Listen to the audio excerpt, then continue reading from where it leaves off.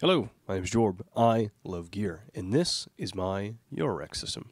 It's housed in a case I believe deserves more attention, the Waldorf KB37, which visually has a lot more in common with the fixed architecture synthesizer than it does the sprawling cabinets of people like Mylar Melodies, Red Means Recording, or my man Bob Eats.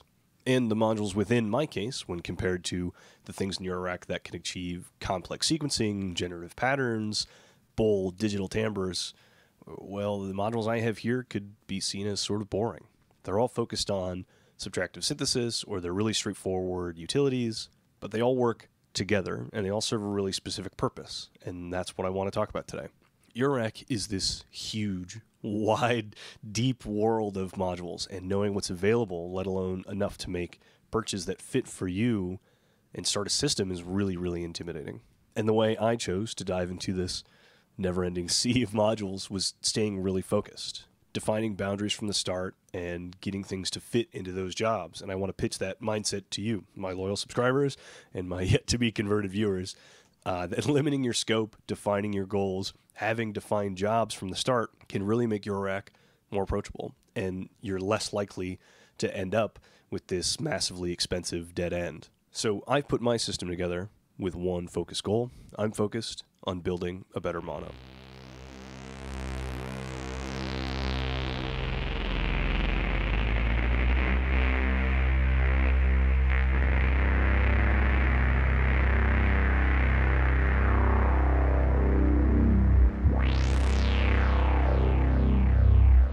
There are 100 ways to take a Eurorack system. You could be generating melodies, you could be sequencing samples, it could just be a control skiff even. But for my modules and my system, I'm focused on what I'm familiar with and sounds I know I have a use for in the music that I make, subtractive synthesis. All I want is one rippin', hands-on mono synth. And I can hear what you're saying. If I just want subtractive synth, this is more expensive than something like the Sub 37, which I have very openly complained about being too expensive for what it is. Why wouldn't I get something that's a complete package with built-in effects that I can sell all at once or buy all at once? Why would I go through all the trouble of getting into and using Eurorack? I'll tell you, it's the experience. The experience of picking every module, combining them in a way that may never have been done before. The experience of patching every cable from the first in to the last out. I find tons and tons of value in that. And that's what Eurorack really is for me, is a more intentional way of interacting with synthesis and generating sounds. Really, it goes back to when I was playing guitar in college and earlier. I loved building pedal boards. Putting together a pedal board is really when I started to articulate what it was that I loved about music gear. And you hear me say it at the beginning of every video, I love gear. That's sincere. But what the pedal boards were for me was this collection of parts from different manufacturers, from different eras. It looks random to somebody in the audience, to an untrained eye, right? It looks like this random collection of boxes, but everything about that means something to me. Each module or each pedal, I know its purpose. I know the sounds it can make. I chose it for a reason. I put them in that order for a reason. I use them at a certain time for a certain reason. Everything has thought behind it. I even built it's right here. I even built my guitar from parts because I love that idea of a personal instrument. That idea of this tool for making art built totally to my specification is really appealing to me. It feels very personal in the same way that our relationship with music is personal. And with modular, with Eurorack, you aren't just manipulating a sound that already exists. You're creating that sound from the very start. I'm excited. Can you tell I'm excited? That instrument, that sound is mine and only mine. And okay, all that lofty shit out of the way. I'm going to talk about my specific case and modules. It'll be a little bit more than lip service, but not like a super comprehensive exploration of individual modules. So if there's anything particular you want to know more about, put that in the comments. Enough people ask about certain modules, I'll do a highlight on them. It seems like people are interested in a specific module or specific idea. That'll get its own video.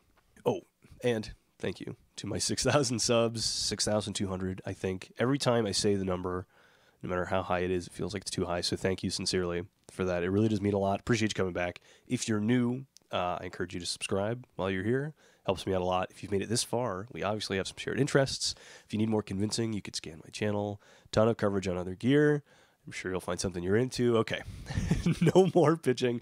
Let's actually talk about some hardware.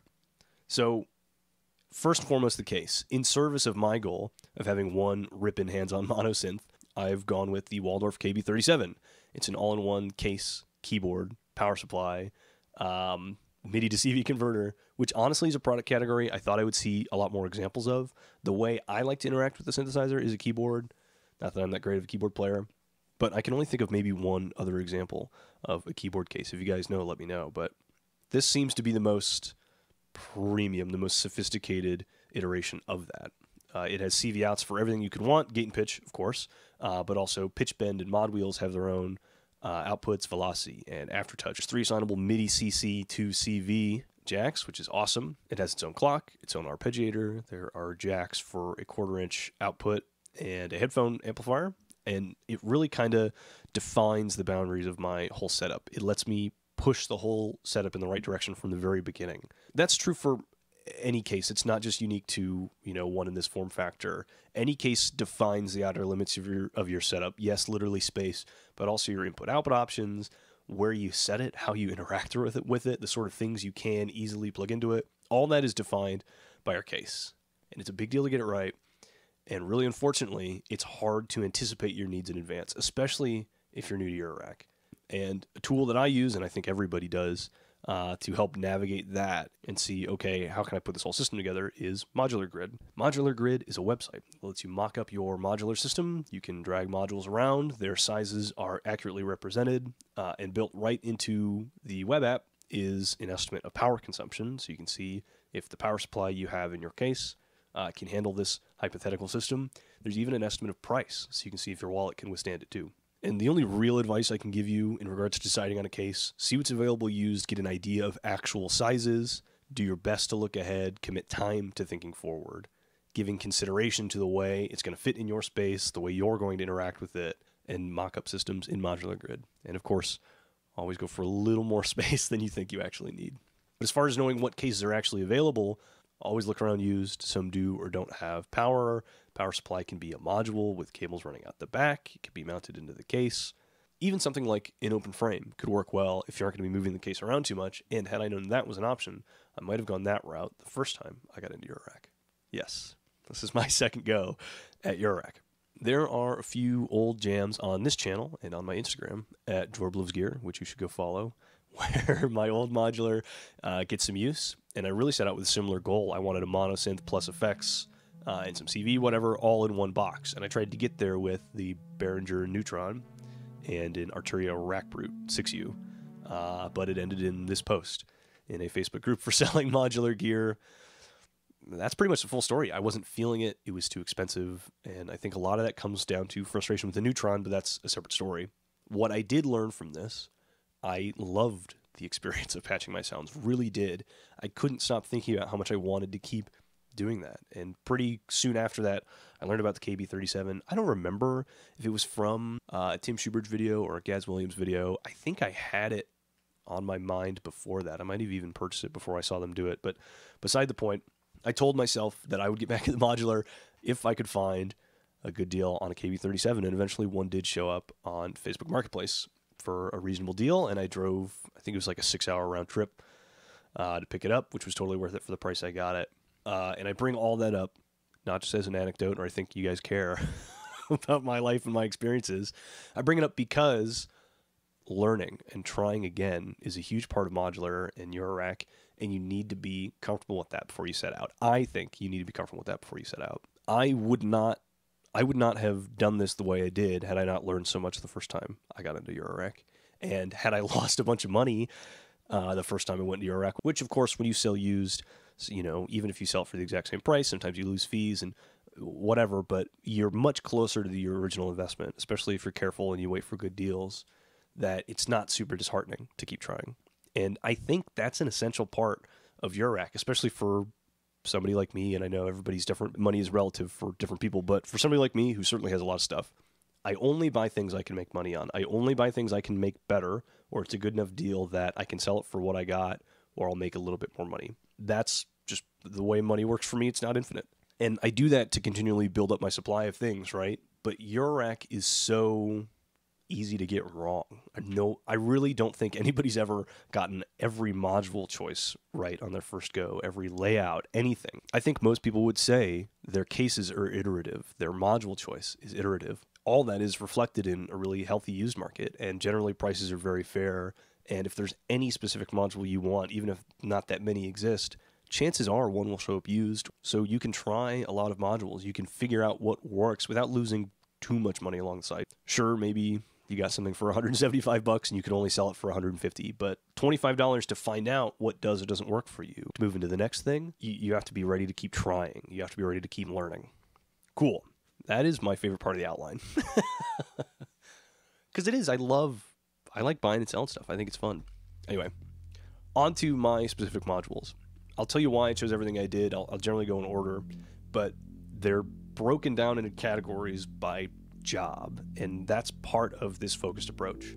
Know exactly the roles you're trying to fill before you start researching modules. And that's pretty easy for me to expound from regular subtractive synthesis. What do you need in subtractive synthesis? You need oscillators, you need filters, you need envelopes. Okay? Now, what Eurorack modules have to exist around those to make them work? Well, a VCA isn't something that's exciting, but you need it. And I'm looking at my Eurorack. Can you see it? Oh, right, I need LFOs. And oh, right, I need mixers for my oscillators. All those things have roles defined from the beginning. Sure, for a subtractive synth, it's pretty easy to break out. And I think the most interesting Eurorack systems are the ones that utilize a specific module in a way that it does multiple things. And it's hard to know that you're going to be able to do that until you get your hands on a module, which goes back to learning, trying, and doing. But anyway, I know I need 2 oscillators. I know I need envelopes. I know I need filters, all that. And of course, you can expand out of subtractive synthesis. Maybe you need something to sequence. Maybe you need something to play samples. Maybe you need something that can do granular. But you should have those roles in mind for most of your system. I'm not saying there's anything wrong with, that looks interesting, I'll try it. Not sure what I'll do with it.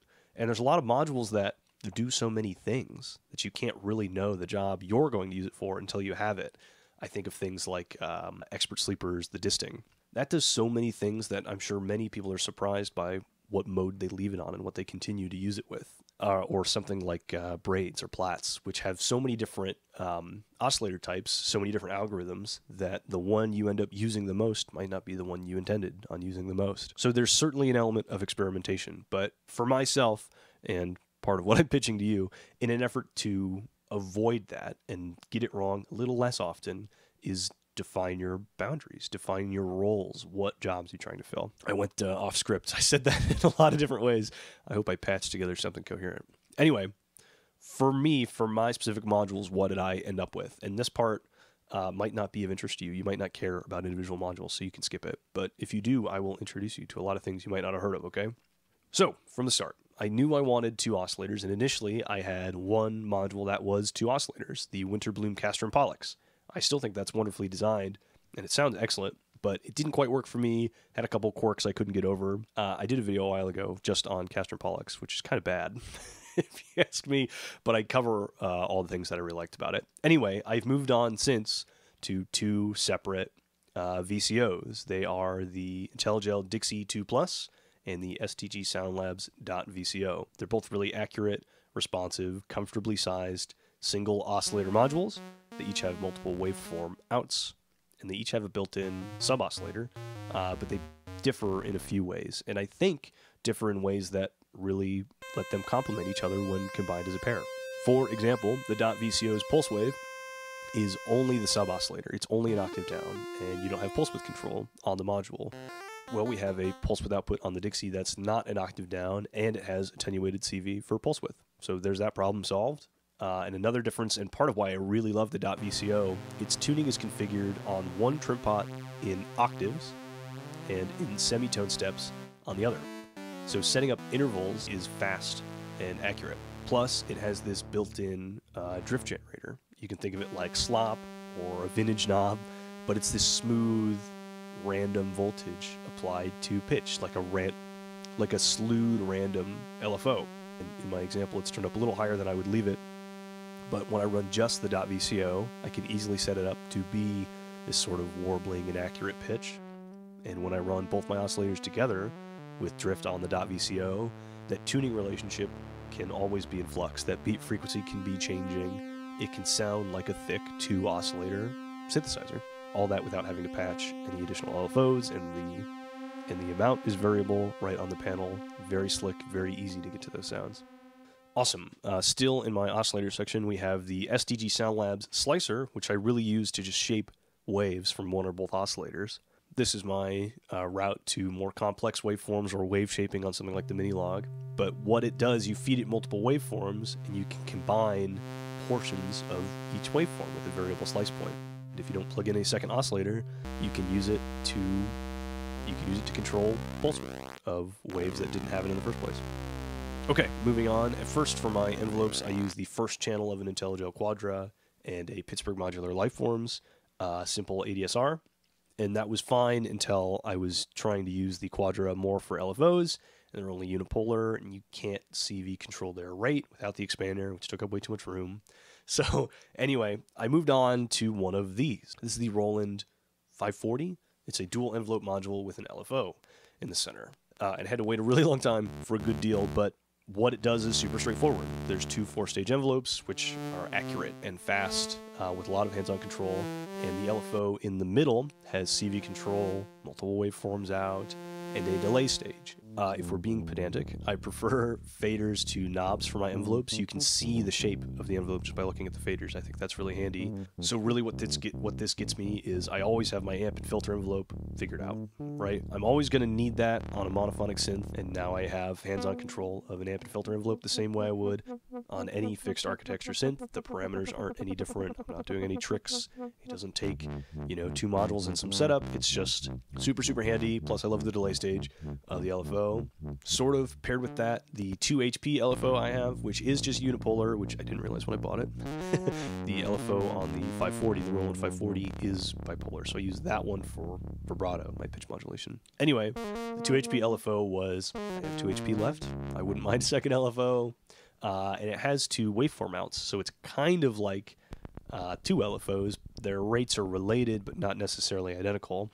And I'm jumping a bit ahead, but there's one of the waveforms is just inverted on the 2 outputs, right? And so I can run that to 2 filters and run my filters in stereo, and you hear them modulating opposite each other, left and right. And I think of all the modules you can fit into 2 HP, an LFO works pretty well. I'm not changing the parameters that often. Plus, the controls actually on the 2 HP are really robust. You have CV control of the rate and the waveform. There's a reset input, a switch for 2 different speeds. It's not lacking for features at all, and it's taking up a nutty amount of space. It is so small. Moving on, sort of related to those, I like my utilities to be straightforward. I don't like them to have any menus. I don't like faders or knobs getting pointed to multiple parameters.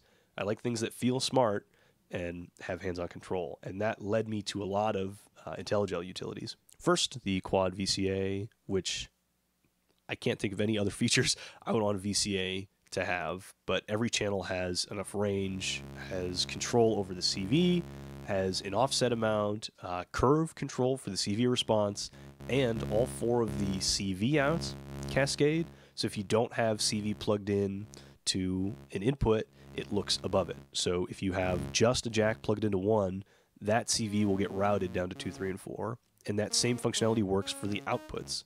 So if you only have an output plugged into channel 4, but you have a signal on all 4 channels, that gets mixed to channel 4.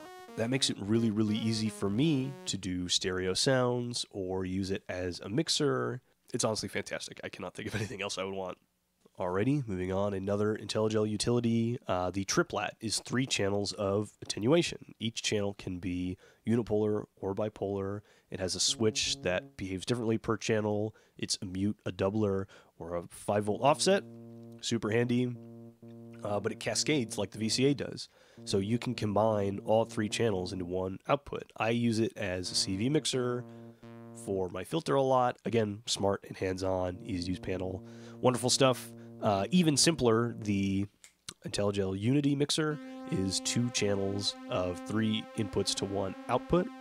That is a mixer, but just mixes everything at the level it comes in at. So I don't have control over the levels, right? But I can put 3 things into 1 output or 6 things into 1 output. I use that for my oscillators. It's multiple waveforms from each oscillator having its own channel in the Unity mixer, and then each of those channels into a channel of the .mix. And then that is when I'm running, and then when I'm running monophonic sounds, that's all it is. Okay, moving on. This is the Acid Rain Technologies Navigator, and I got this for a few reasons. It's black, and I was alternating black and silver panels, and I like having another fader. So it's one fader that's an attenuator, and one knob that's an attenuverter, so it can go negative as well. But I use that often, just the fader, as an additional mod wheel and as additional performance control. So that'll go to my cutoff, or it'll control, you know, how much of an LFO affects some other parameter. But something I expect to move up and down, you know, in the middle of playing or along with an arpeggio, things like that. Awesome. Back to things that are characterful and more exciting. I have 2 filters right now. The Dope for SEM, which is a 12 dB per octave clone of the Oberheim synth expander filter. It has a smooth blend between low pass and high pass with a notch in the middle and a separate output for band pass, which I really, really like. And then the STG Sound Labs Sea Devils filter, which is based on the EMS Synthy filter. I think leaning towards the 100, which is like the big science cabinet looking one. Does everybody else know what is that? Is that the one that Christian Henson has a clone of? Anyway, it's Synthy filter, and it's 3 poles. It's 18 dB per octave, which is unique and interesting to me, but it's super straightforward. You have 3 CV ins for the cutoff. One of them is attenuated on the panel, which we love, and it has CV for the response or the resonance, and it sounds really good. And because I have 2 filters, I can run them in series like an MS-20 might, or I can run them in stereo, parallel, because I have a left and right output right built into my case. And so I can run them in mono or stereo, or they could be independent mono voices. You get a lot of flexibility from 2 filters. And while we're talking about stereo, my one in-case effect right now, and I've tried a few different delays, and I think I'll try some reverb, but this is the Bizarre Jezebel Athra. Bizarre Jezebel is a company that is, I believe, based in Russia, and the only information you can find is on their reverb page, and it's not much, with some smatterings around Mod Wiggler, but it took months for this to be delivered. But it's 2 channels of analog delay. There's a knob for like a warble, sort of random cutting out. But those 2 delays can be synced to the same time, or they can be totally separate. And it's kind of noisy, but because I needed stereo ins and outs, it fits in a reasonable amount of space and really does sound good. And I use that in tandem with the last module here. We're going to make it, I promise. The name of this company sounds like a sci-fi slur to me, okay? WORNG, Warng Electronics. And the module is the left-right, mid-side, left-right. I've been calling it the Lermis. But what it does is you feed it a left and right pair. It converts that to a mid-side pair, and you get really an effects loop, but a send and return separated as mid and side, and then back as a left and right for you to output again. And I use it in 2 ways. Either I apply my delay, a different channel of delay, to the mid and the side of a stereo pair, or I bring my 2 oscillators out directly into the return of the mid and the side, and then I have 1 oscillator and filter combo panned in the mid and 1 panned out to the sides. It lets me do a lot of really sophisticated stereo imaging, really mixing tools, all within the case, and it just comes out of a left and right pair like anything else. I think that's really, really slick. It's a really elegant implementation, a really clever idea. Not that expensive. Highly recommended. Nice job. We made it through all of them. I'm just looking at my case this entire time. That's everything. I do have 1 buffered multiplier and 1 passive multiplier, But that's everything in the case. Yeah, I'm double checking, and I have a single HP blank panel. I've tried a few things in and out, and some things haven't worked for me, and I will certainly replace some things that are in there now, but that's all part of it, like I said. So we're kind of ramping down now, but some overarching thoughts. I do sincerely appreciate Eurorack in general, and this instrument in particular, and I love the way I interact with it, and I love the sounds it can make, but it's a ton of money. I buy everything used. I won't buy anything unless I feel like it's a really good deal, and still, you're looking at like $2,000 for this, like bit by bit over the last year, and I totally hear the argument of if I'm going to go through all the effort of getting into and using Eurorack only to make like relatively standard subtractive sounds, what's the point? Like nothing I do on this couldn't come out of like a Pro 3. You know what I'm saying? You know what I mean? Some big, bold, fixed architecture monosynth could do most of the things that I have handled on here. The draw of Eurorack is those interesting things, those exotic digital timbres, that generative sequencing. But for me, it's just a really rad way of interacting with the sounds that I love. I like the way it feels to use Eurorack. And that said, like, would I recommend this approach for anyone else? Would I suggest anyone else use a Eurorack like this to just build a better mono?